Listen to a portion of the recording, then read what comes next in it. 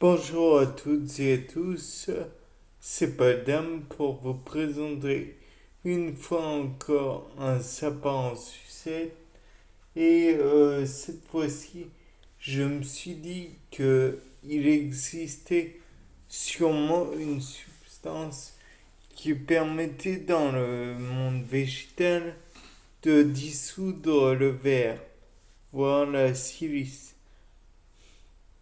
Bon, je sais que c'est un peu étrange de se poser de telles questions, mais étant donné que certaines plantes emploient la silice comme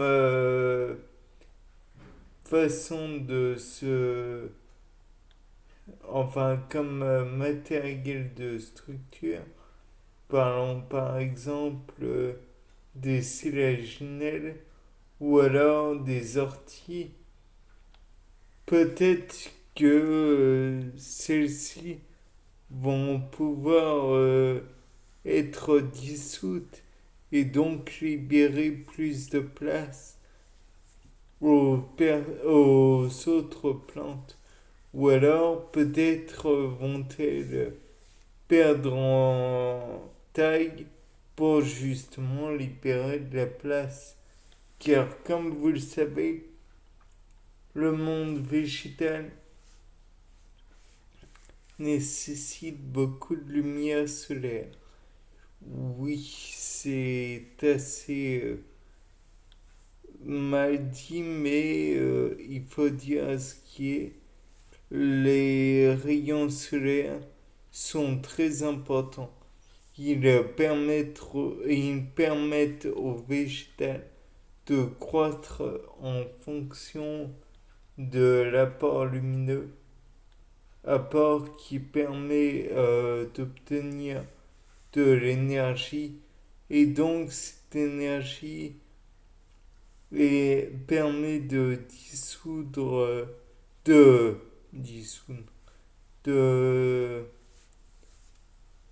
comment dire, faire en sorte que les molécules soient scindées afin de les réassembler dans d'autres manières. Par exemple, je vous ai cité le cas des crucifères, je vous ai cité le cas des fabacées. Tout cela est indispensable. Maintenant,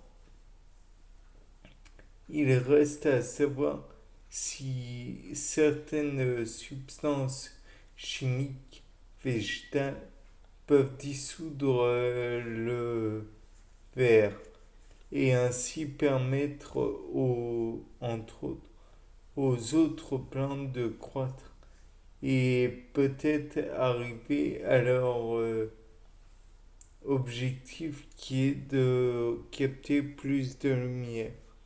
Naturellement, il est possible aussi que cette substance, si tant est qu'elle existe, peut permettre de dissoudre un peu le sable et retirer des impuretés qui sont autour de grains, euh, tels la silice, comme je viens de le dire, et donc permettre de capter plus de nutriments pour la plante. Celle-ci pourra par la suite, encore une fois, croître et toujours, toujours plus, puisque le but de l'être vivant, c'est naturellement de rester vivant le plus longtemps possible. Et de ce fait, il doit consommer le maximum de nutriments pour, euh, pour rester vivant naturellement. Et cela engendre la nécessité pour la plante de capter du CO2 atmosphérique et de capter de la lumière aussi. Tout cela n'est qu'évidence pour vous, je présume. Mais le fait est que si la silice empêche l'érosion ou est une substance qui dans l'échelle de Mohs, je crois, MOHS,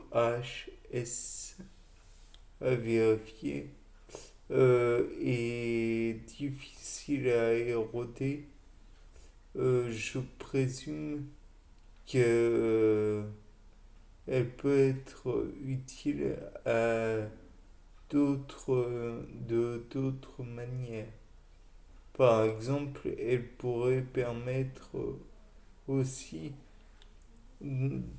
aux, comment dire, aux plantes poussant dans les milieux xérophytes, aux milieux, pas xérophytes, les plantes xérophytes pourraient pousser dans des milieux secs grâce à des structures en partie en verre qui pourraient retenir l'humidité, bien que cela ne soit pas prouvé, et parfois, par conséquent, permettre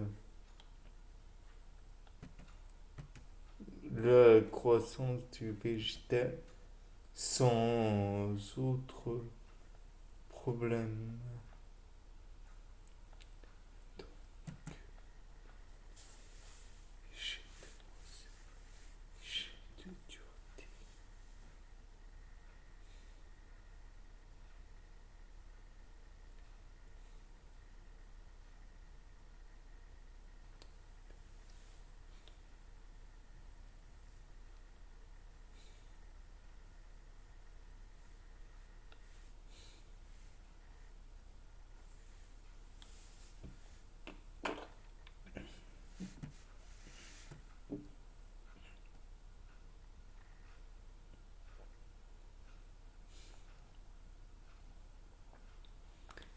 Ainsi,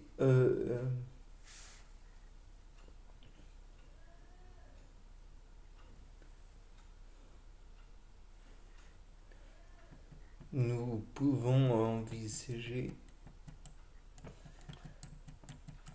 que bien que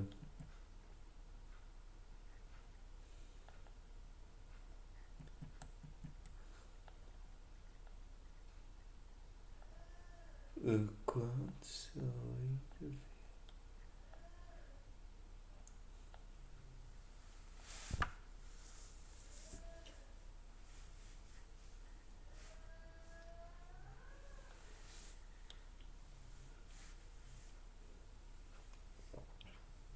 donc il faut savoir que beaucoup de plantes pourraient avoir un intérêt à utiliser le verre, puisque d'après ce que je lis dans le cas présent, la, le comment dire,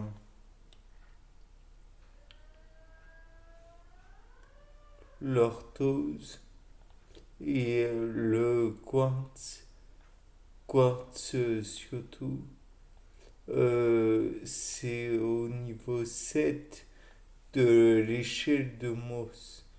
Donc ce qui rend la substance très très peu fréquable. Et donc par conséquent, on peut envisager que elle est d'autant plus solide et par conséquent difficilement abîmée par des effets du sable commun, des effets comment dire, des airs via le sirocco, etc. C'est difficile de les roder. Bien, je vous salue. C'était Paul Dame pour un nouveau sapin en sucette. Au revoir.